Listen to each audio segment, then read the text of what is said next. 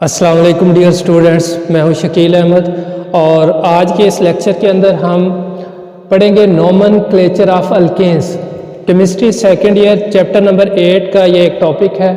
तो सबसे पहले डियर स्टूडेंट्स हम बात करते हैं कि नोमेनक्लेचर होता क्या है। The system of naming the compounds. Compounds या ऑर्गेनिक कंपाउंड्स को नाम देने का एक बाकायदा सिस्टम मौजूद है, तो उस सिस्टम को नोमेनक्लेचर कहते हैं। यानी कंपाउंड्स को नाम देने का जो एक बाकायदा सिस्टम मौजूद है और उसके बाकायदा सेट ऑफ रूल्स मौजूद हैं, तो उन सेट ऑफ रूल्स के तहत किसी भी कंपाउंड को नाम देने का प्रोसेस नोमेनक्लेचर कहलाता है। तो डियर स्टूडेंट्स, जब हम किसी भी कंपाउंड को नाम दे रहे होते हैं तो हम पेरेंट कंपाउंड के अंदर जो नंबर ऑफ कार्बन एटम्स है उसकी बुनियाद पर हम पेरेंट मॉलिक्यूल या पेरेंट कंपाउंड का नाम सेलेक्ट करते हैं। तो ये देखें, ये एक टेबल है जो कि नंबर ऑफ कार्बन एटम्स की बुनियाद पर हम पेरेंट कंपाउंड का नाम में जो कीवर्ड यूज़ करेंगे वो ये है। नंबर ऑफ कार्बन एटम्स अगर एक हो तो कीवर्ड मेथ यूज़ होगा, 2 कार्बन एटम हो तो एथ, 3 हो तो प्रोप, 4 हो तो ब्यूट, 5 हो तो पेंट, 6 कार्बन एटम हो तो हेक्स कीवर्ड यूज़ होगा, 7 हो तो हेप्ट यूज़ होगा, 8 कार्बन एटम्स हो तो ऑक्ट यूज़ होगा और 9 कार्बन एटम्स हो तो नॉन यूज़ होगा और 10 कार्बन एटम हो तो डेक यूज़ होगा।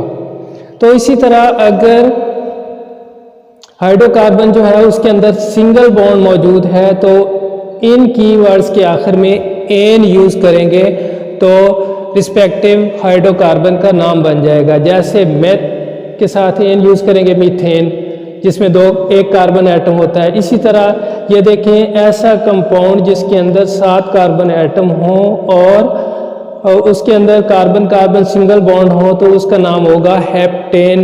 तो ये था straight chain hydrocarbons, specially alkanes के नाम रखने का तरीका। डियर स्टूडेंट्स, अब हम international union of pure and applied chemistry के सेट ऑफ रूल्स की रोशनी में ब्रांच चेन अल्केन्स के नोमेनक्लेचर का तरीका पढ़ेंगे। तो डियर स्टूडेंट्स, इसमें सबसे पहले जो भी आपको अल्केन दिया हो आप उसमें सबसे लॉन्गेस्ट चेन को सिलेक्ट करेंगे। तो पहला असूल लॉन्गेस्ट चेन को सिलेक्ट करना है। ये देखिए मेरे पास ये एक कंपाउंड का फार्मूला मौजूद है, तो इसमें ये देखें 3 चेन्स बन रही हैं। एक ये देखें यहाँ से ऐसे, ये एक चेन है, दूसरी इधर से ऐसे, तीसरी ये।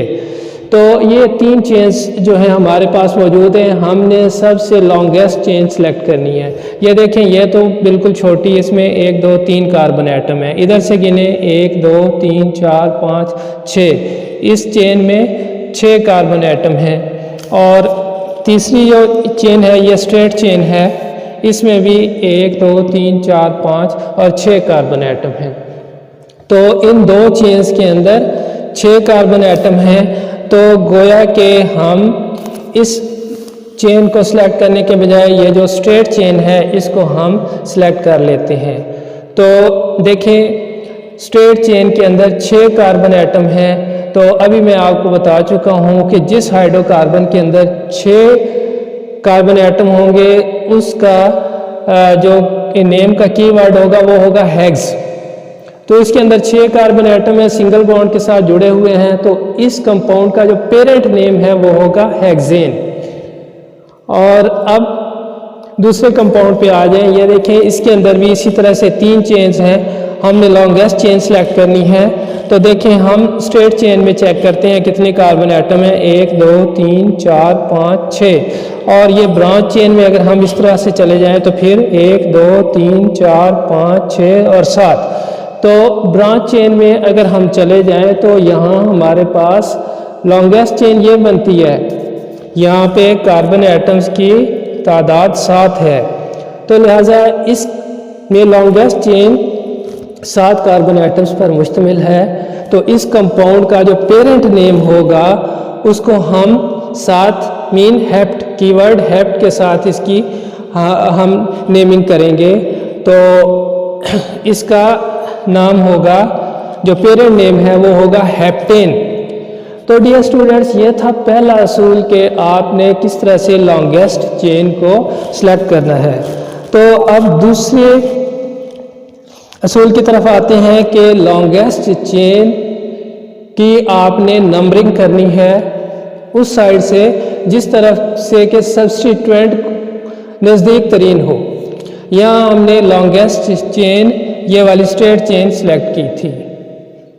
तो अगर हम इस तरफ से नंबरिंग करें राइट से लेफ्ट की तरफ, तो ये सब्स्टिट्यूएंट लगा हुआ है। ये ब्रांच में जो बाकी मेन चेन के अलावा जो एलिमेंट जो कंपाउंड लगा होगा या फंक्शनल ग्रुप लगा होगा उसको हम सब्स्टिट्यूएंट कहेंगे।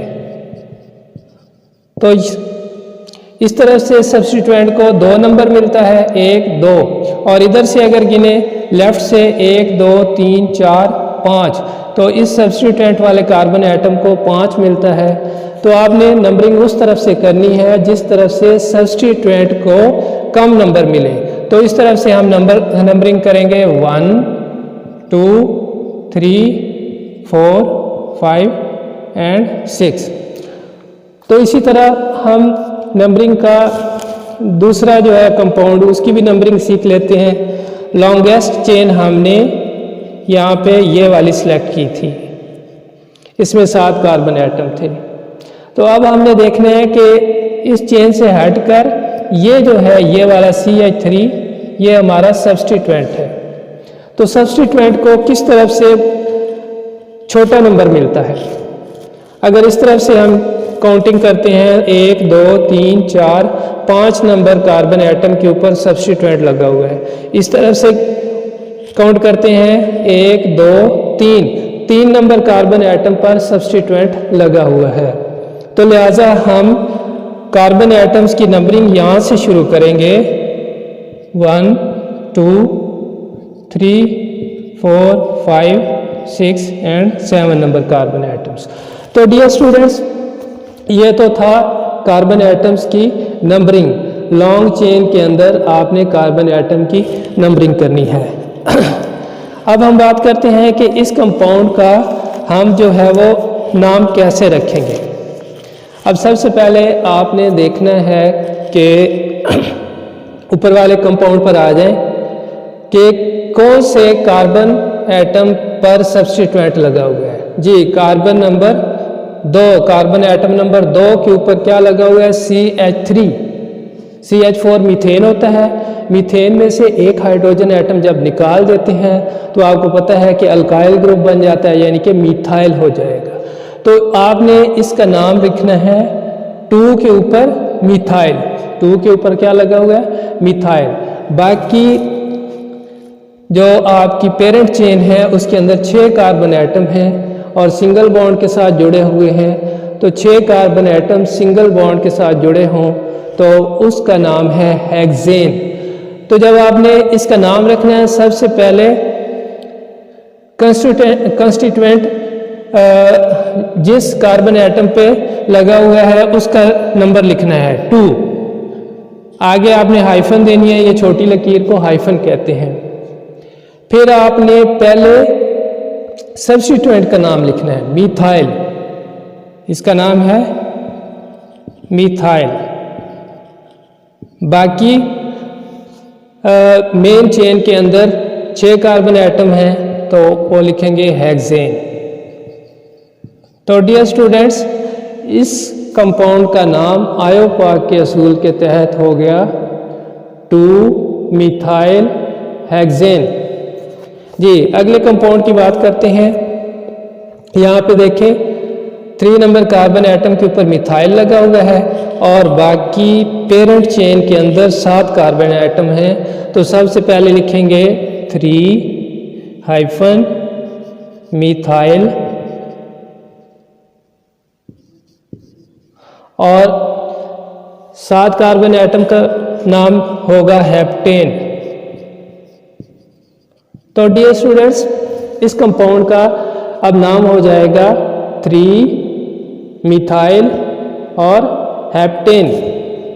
जी डियर स्टूडेंट्स, अगला असूल समझने की कोशिश करते हैं कि अगला असूल ये देखें, व्हेन 2 और मोर सब्स्टिट्यूएंट्स आर प्रेजेंट, जब लॉन्गेस्ट चेन में 2 या 2 से ज़्यादा सब्स्टिट्यूएंट मौजूद हों तो आप क्या करेंगे, give each substituent a number, कि हर सब्स्टिट्यूएंट को एक नंबर दें corresponding to its location on the longest chain. Longest chain के ऊपर जो कार्बन एटम का नंबर है वो आप सब्स्टिट्यूएंट को नंबर देंगे। मसलन हम ये एक कंपाउंड का स्ट्रक्चरल फार्मूला हमारे पास मौजूद है, तो हम इसका जो है नोमेनक्लेचर लिखते हैं। देखें, ये लॉन्गेस्ट चेन में 6 कार्बन एटम है, ये नंबरिंग ऑलरेडी मैंने कर दी है।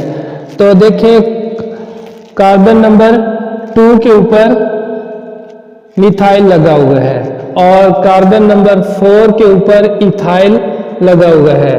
तो इस तरह इसका जो आप नाम लिखेंगे वो सबसे पहले आप देखेंगे कि 4 नंबर कार्बन एटम के ऊपर इथाइल लगा हुआ है, इसलिए इथाइल 4 इथाइल लिखेंगे। क्योंकि हम जो कंपाउंड्स में सब्स्टिट्यूएंट हैं उनके नाम अल्फ़ाबेटिकली लिखते हैं, इसलिए हम इथाइल पहले लिखेंगे 4 नंबर कार्बन एटम के ऊपर इथाइल, और आगे हाइफन 2 नंबर कार्बन एटम के ऊपर मिथाइल लगा हुआ है, 2 मिथाइल, और स्ट्रेट चेन में 6 कार्बन एटम है और इसलिए हेक्सेन।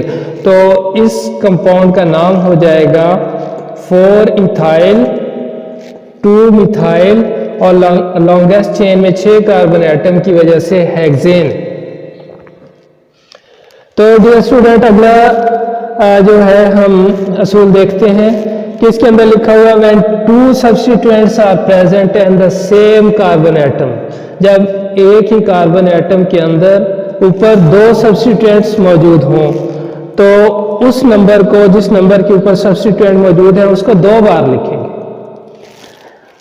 तो ये देखें, एक 6 कार्बन एटम पर मौजूद कंपाउंड है, स्ट्रेट चेन में 6 कार्बन एटम है और कार्बन एटम नंबर 3 के ऊपर और नीचे ये देखें 2 सब्स्टिट्यूएंट लगे हुए हैं, ऊपर CH3 यानी मिथाइल और नीचे C2H5 ये इथाइल लगा हुआ है। तो अब ये 3 नंबर कार्बन एटम के ऊपर मिथाइल और इथाइल दोनों लगे हुए हैं, इनको अल्फ़ाबेटिकली लिखेंगे और कार्बन एटम का नंबर 2 बार लिखेंगे। ये देखें, 3 इथाइल पहले लिखेंगे क्योंकि हमने अल्फ़ाबेटिकली इसको लिखना है, 3 इथाइल, फिर आगे हाइफन 3 हाइफन मिथाइल, ये मिथाइल, और स्ट्रेट चेन में चूंकि 6 कार्बन एटम है इसलिए इसको हेक्सेन लिखेंगे। तो इसका पूरा नाम हो जाएगा 3 इथाइल 3 मिथाइल एंड हेक्सेन। अब हम देखते हैं कि जब लॉन्गेस्ट चेन के ऊपर जो सब्स्टिट्यूएंट लगे हुए हैं वो सेम है, जैसे ये देखें कि ये 4 कार्बन एटम पर मुश्तमिल एक लॉन्गेस्ट चेन है, इसके अंदर 2 सब्स्टिट्यूएंट लगे हुए हैं मिथाइल, ये दोनों सेम है। यहाँ भी लॉन्गेस्ट चेन में 4 सब्स्टिट्यूएंट लगे हुए हैं, CH3 CH3 CH3 जो कि सेम है। तो इस सूरत में आप क्या करेंगे कि इनके रिस्पेक्टिव कार्बन एटम्स के पहले नंबर लिखेंगे और उनकी कॉमा सेपरेटेड लिस्ट बनाएंगे, यानी एक कार्बन एटम का नंबर, उसके बाद कॉमा, फिर दूसरे कार्बन एटम का नंबर, फिर कॉमा, और उसके बाद जो आप इसका नेम जब लिखने जाएंगे तो आप सबसे पहले इसकी तादाद के मुताबिक, सब्स्टिट्यूएंट की तादाद के मुताबिक डाई, ट्राई या टेट्रा, एट्स्ट्रा ये प्रीफिक्सेस यूज़ करेंगे। अगर 2 सब्स्टिट्यूएंट हैं सेम तो आप डाई यूज़ करेंगे, 3 सब्स्टिट्यूएंट सेम लगे हुए हैं तो आप ट्राई का प्रीफिक्स यूज़ करेंगे, और अगर 4 सब्स्टिट्यूएंट्स सेम लगे हुए हैं तो फिर आप टेट्रा का प्रीफिक्स इस्तेमाल करेंगे।